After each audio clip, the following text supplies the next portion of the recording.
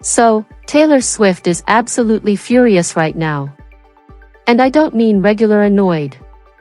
I mean the kind of cold, calculated rage that completely reshapes a wedding, ends decade-long friendships, and turns a beachfront fairy tale into a lockdown fortress in the middle of Manhattan. And the person who lit this entire thing on fire? Blake Lively, someone who stood beside Taylor for nearly 10 years, someone who was supposed to be in the inner circle. And the way this whole situation unraveled is genuinely shocking because it wasn't a random leak from a venue worker or a nosy neighbor. It came from inside the house. It came from someone Taylor trusted. And that betrayal set off a chain reaction that exposed exactly how toxic things have gotten behind the scenes. But before we get into all of that, real quick, if you love breaking down celebrity drama like this, hit subscribe and join us here at Pretty Loud. We're digging into the stuff everyone else misses. Okay, let's get back into it. So, here's what actually happened. Taylor had this gorgeous secret wedding planned at her Rhode Island beach house. We're talking about the Ocean House, the stunning coastal property where she's hosted legendary parties before. Fireworks were booked. Everything was set. The date was locked in for mid-June with a big reception to follow. And then, out of absolutely nowhere, the fireworks company gets a sudden call telling them the entire show is cancelled. Not postponed, not adjusted, cancelled. And the event was completely scrapped and moved to New York just like that. Taylor Swift, who controls every single detail of her image, her brand, her entire public existence, was dealing with the ultimate violation of her privacy, the one thing she protects more fiercely than anything else. And when her team traced the leak back to its source, it wasn't the venue, it wasn't the staff, it was someone who had been standing next to her at award shows, in VIP suites, at birthday parties for nearly a decade. And that's when everything started to fall apart. Now, you have to understand the real motive here because Blake Lively wasn't just being messy for no reason. She was going through her own massive PR nightmare at the time. The whole "it ends with us" disaster was exploding everywhere. Justin Baldoni was pushing back hard. The press was circling. And during that entire mess, Blake used Taylor's name to make herself look untouchable. She literally called Taylor her dragon in private text messages to Justin. She was bragging that she had this powerful friend who would fight for her, who would go after her enemies on command. Taylor Swift was being positioned as a weapon in someone else's battle. And Taylor did not like that one single bit. She started pulling away. She didn't want to be anyone's dragon.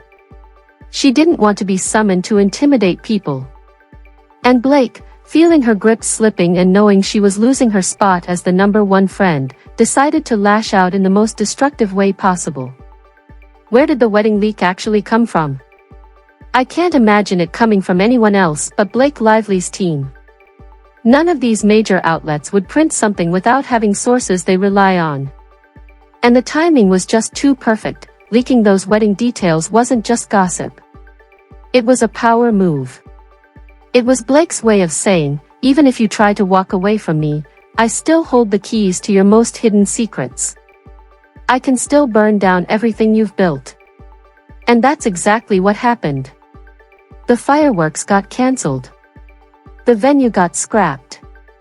Taylor's secret wedding plans were shattered into a million pieces, but Taylor Swift did not take this lightly. She went into full lockdown mode.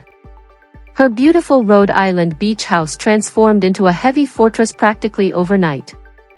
Neighbors reported seeing armed guards securing the edges of the property. Large black SUVs with deeply tinted windows rolled in and out of the gated driveway constantly. And I'm talking about a house that usually sits dark and quiet when Taylor isn't hosting something. Suddenly, it was lit up from top to bottom with a massive tent set up near the property. This wasn't a casual weekend visit. This was event-level security designed to keep the entire world out because after a leak like that, you don't take any chances. Inside those walls, something completely different was happening. A TikTok user filming from a distance actually captured a short, blurry video of 4 women standing on a high rooftop balcony of the mansion. 3 of them were wearing long black robes, and the 4th, a blonde woman, was wearing a bright white robe. That single image set off a massive wave of speculation across the internet because it looked exactly like a small, highly private bachelorette party happening right then and there. Soon after, Taylor's oldest childhood friend, Abigail Anderson, was spotted standing on the porch holding a baby, which many took as confirmation that the guest list for this secret gathering was limited to only the people Taylor trusts most: Selena Gomez, Gigi Hadid, the Haim sisters, the inner circle that could actually keep their mouths shut. But Blake Lively? She had been completely locked out of the whole thing. No invitation, no access, no information. She was frozen out entirely. Taylor filled her suite with other celebrities, but the tellers were gone, nowhere to be found. And Miles, who is a massive die-hard football fan, when asked why he wouldn't be sitting with Taylor Swift to cheer for the Chiefs, made this very awkward, pointed excuse. He said because he's a die-hard Philadelphia Eagles fan, he couldn't bring himself to root for the Chiefs, even as a favor to a friend. And I quote, "I think it was pretty clear in that situation, as a die-hard Eagles fan, I did not have mixed feelings about it. It did not matter who they were playing. My mom could have been on the field and I would have been like, go Birds." But here's the thing. This excuse was weak, and everyone knew it because Travis Kelce's own brother, Jason Kelce, played for the Philadelphia Eagles. Jason Kelce is the biggest Eagles fan on the planet, yet Jason still sat in the suite and rooted for his brother. If Jason Kelce could put aside his Eagles pride to support Travis, Miles Teller could have done the same. The excuse was a cover-up. The Tellers were boycotting the suite. They refused to play the part of happy background characters in Taylor Swift's life anymore. The bridge was completely burned, just like their house in the Palisades, and everyone saw right through it. Let me break down exactly how this whole disaster took place because Blake Lively has a very specific playbook she uses. And once you see it, you cannot unsee it. It's honestly terrifying how calculated this whole thing was. And this is coming from someone who has watched a lot of celebrity friendships implode. But this one takes the cake. Step 1 was isolate the target. When Taylor started dating Travis in 2023, her fame reached levels the world had never seen before. The Eras Tour was breaking records everywhere. She was on every single magazine cover. She was dominating every conversation. And Blake Lively looked at all of that and decided she needed to be Taylor's #1 friend. No matter what it took, she was not going to let some new girl steal her spot, but the problem was Taylor was also getting very close to Kelly Teller. Kelly is younger, highly supportive, easy to be around, and Blake grew envious of that bond. She felt threatened, so she started using the playbook. Insiders reported that Blake tried to tear Taylor and Kelly's friendship apart. When photographers caught Taylor and Kelly leaving Electric Lady Studios together in New York, Blake became jealous. She began whispering in Taylor's ear. She used small moments to create distance. When Kelly had to drop out of attending an award show with Taylor for personal reasons, Blake likely used that moment to make Taylor feel abandoned. Friends even had to tell Kelly to step back to protect her own identity because Blake had built this bubble around Taylor, convincing her that only Blake understood the pressures of being so famous. Meanwhile, Blake did not welcome new people into the inner circle. She systematically burned them out. Step 2 was weaponize the friendship. This is where it gets really messy. During the "It Ends With Us" dispute, Blake forced Justin to come to her New York penthouse for a meeting. When he arrived, he was ambushed. Blake had her husband Ryan and Taylor waiting there to pressure him. Justin felt completely trapped by these powerful celebrities, and court documents later revealed how Blake allegedly viewed her friendship with Taylor, calling her a dragon that could be summoned to attack her enemies. She didn't see Taylor as an equal. She saw her as a tool to scare people. Blake even allegedly threatened that if Justin didn't give in, she would ask Taylor to pull her song My Tears Ricochet from the movie trailer. Taylor Swift was reportedly furious when these texts became public.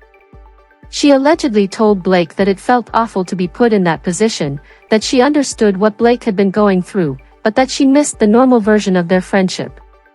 Taylor reportedly felt used.